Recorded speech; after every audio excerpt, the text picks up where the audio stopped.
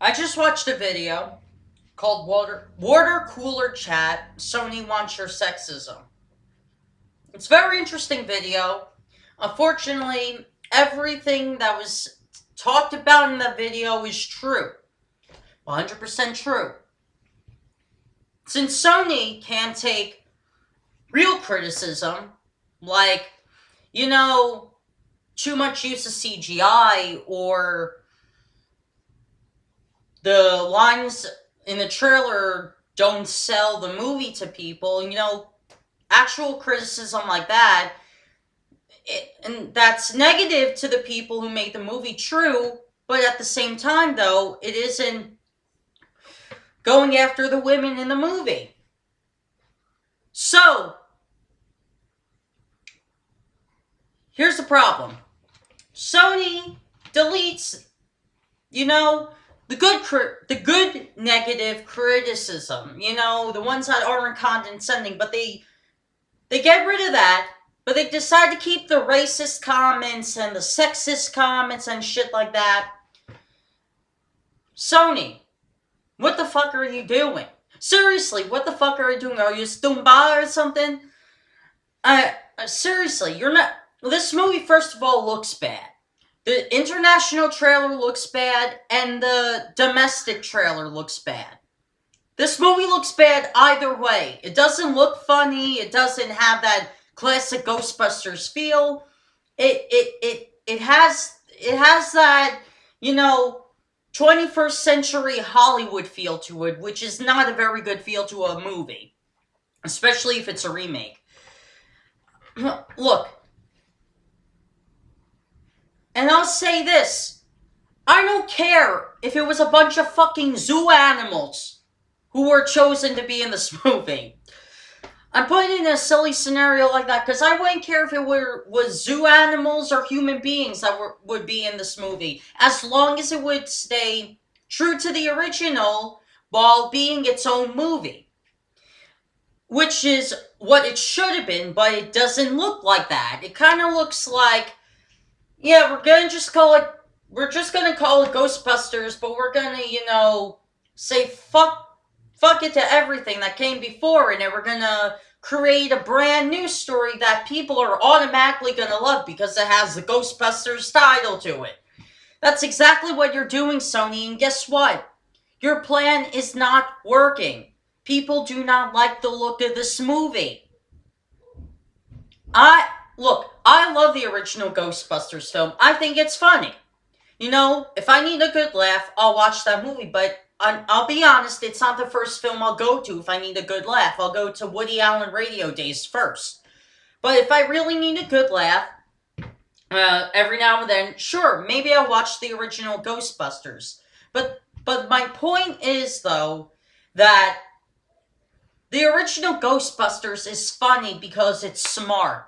It's smart. It has adult humor and family humor at the same time. For example, like, Dan Aykroyd in the movie goes to one of the critics of the Ghostbusters facility and he says, "Sir, this dickless man over here thinks that we're not capable enough of being an actual scientific organization that saves people from these ghosts that are terrorizing the city." And he goes to Venkman, played by Bill Murray, and the mayor says, "Is that true?" And he says, "Yes, it's true, sir. This man has no dick." See? The kids don't get the joke, but the adults do. And it's funny. The way it's written is funny. Now, what are they trying to sell in this movie? The power of Paddy compels you. That stupid slapstick humor where you yell and slap people at the same time.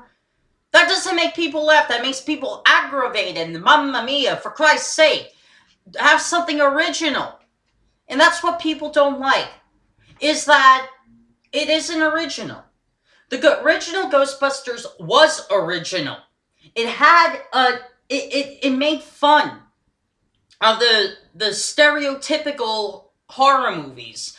It was basically a spoof within a spoof, and it was its own movie at the same time. That's exactly what Ghostbusters originally was. It was a spoof within a spoof within a spoof. It made fun of the horror movies with the ghosts that you could see. It made fun of the ghost movies where the psychic mediums are sensing all these like demons and all that, and the psychic mediums have to, save a family from disaster. And it also made fun of the stereotypical horror movies that had like the worst actors of all time investigating a haunted house. We've all seen those horror movies from the 1980s and 1970s in those formats, and it was spoofing all three versions of those horror movies, and it became its own movie at the same time. That's what Ghostbusters is. And basically, Paul Feig decided to, take Ghostbusters, or just release the title, and say, you know what, screw it. We're going to make this our own movie. It's not going to be good, but we're going to make this our own movie, and we're going to rely on the sexism comments and the racism comments to sell this movie. Paul, do you really know how to make a movie that sells? If you don't, you could go to Steven Spielberg, or George Lucas, or Martin Scorsese, or Woody Allen for help. They can actually give you guidelines of how to make a movie that actually sells. The reason why I say those four guys is because, first of all, you think of Star Wars, you think of George Lucas, you think of the brilliant writing that went behind this whole saga. People love Star Wars and like it for that reason alone, because it's good, because every time you watch it, it is unique. It is different from every other sci-fi film.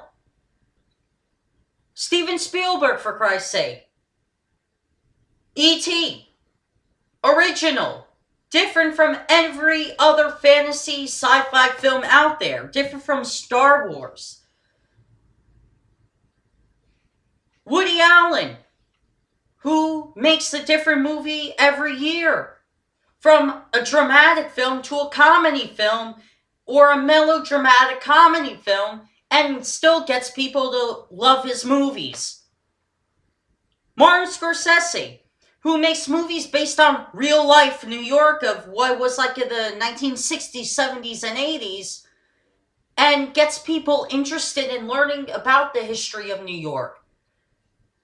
These four guys know how to make a movie that sells, but Paul Feig, obviously you don't. Because you have to rely on the sexism comments or the racism comments to sell a movie. You can't do that. That's going to ruin your film career. You're not going to stay around for a long time, buddy. You're not. Here's my suggestion, how you can make this Ghostbusters movie sell. First of all, keep the good negative comments. Keep the comments that say, the CGI is too much, it doesn't look funny, it would be better if you had Tina Fey in the movie instead of Melissa McCarthy, comments like that. But get rid of the racism and sexism comments, because that's what turns people away from the movie, because then that gives people the feeling you're hyping it up too much to be something great when it obviously doesn't look great.